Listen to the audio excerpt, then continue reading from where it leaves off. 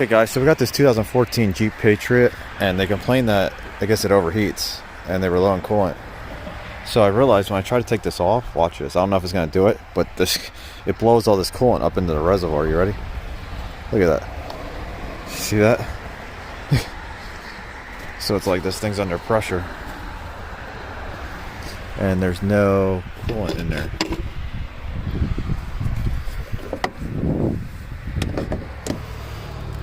Yeah, there's nothing in here. It's like nothing.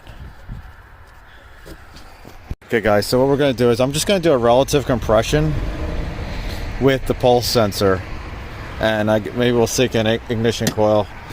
Like I would just do a regular pulse sensor.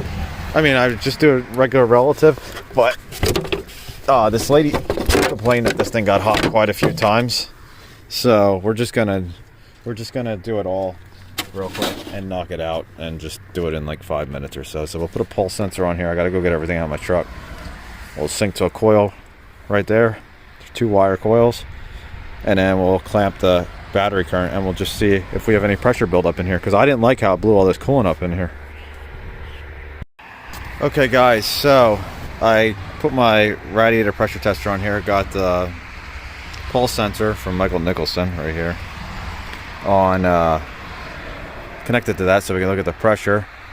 Our blue trace is on our ignition coil 1, and then our red is on our battery current, so hopefully that's facing the right way. So I'm going to set this up, and then we'll go and we'll crank it, and we'll see if we have any pressure buildup. Okay guys, so we got it set up. Let's go crank it. We'll see what happens. We'll do a clear flood, and then we'll see.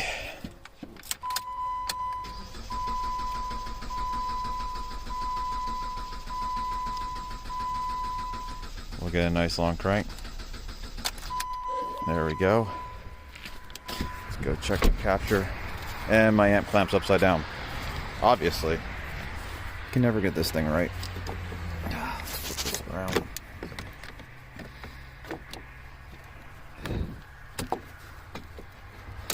There we go. Okay, so that's on there. Let's try this again. It does say running.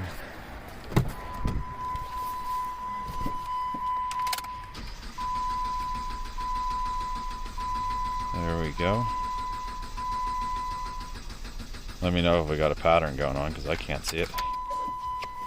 Should probably turn the laptop towards me next time. Let's see, why does it look like our current was the opposite way?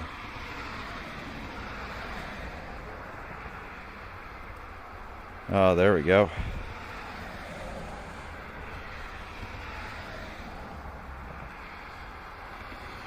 Oh, we must be killing spark.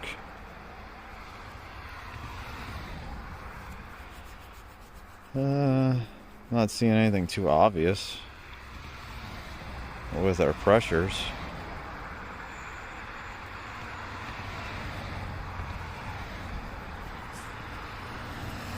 So we got 1, 2, 3, 4 cylinders.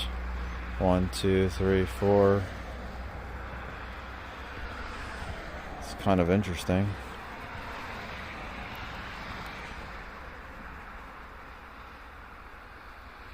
Let me save this real quick, and we'll go back and we'll do it again.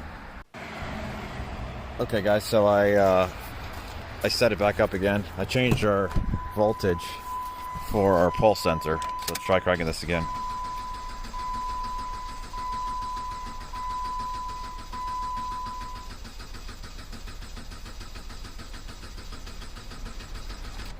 There we go. I don't want to crank this too long and kill the battery out here. Oh, that looks lovely. Oh, what happened? Why did it not record?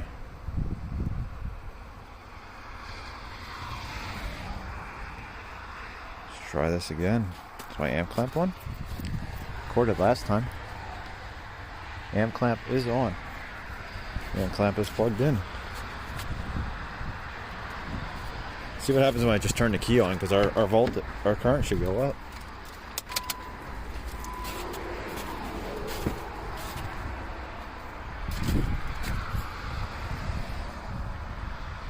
current looks like it went negative. Oh, hold on a second, guys. Okay, guys, so we're gonna crank it real quick. Let me show you guys this. We'll do an extended crank. Hopefully the battery don't die. And then I'll show you guys what we find. There we go. Let's see. Let's go back. There we go. 5,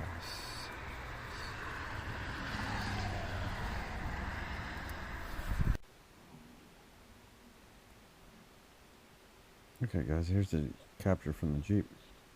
See, our compression's up here. Compression looks even. But if we zoom in on this,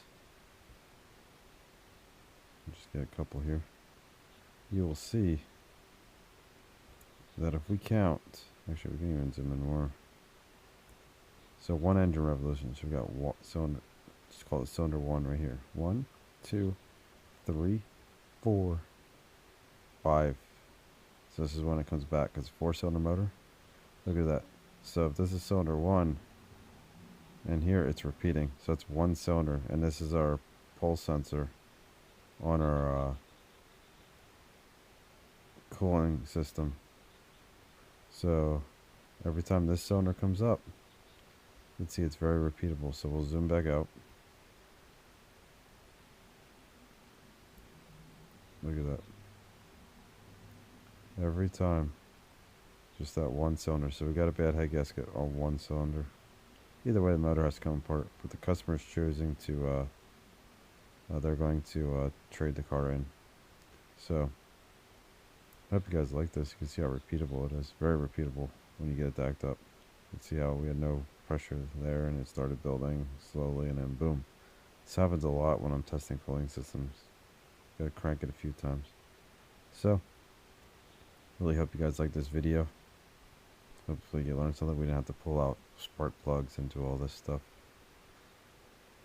Everybody has their own method, but this way I find very easy and less intrusive and really quick. You just gotta make sure the cooling system has fluid in it though. It's hard to do this without any fluid in the system. Hope you guys like it. See you later.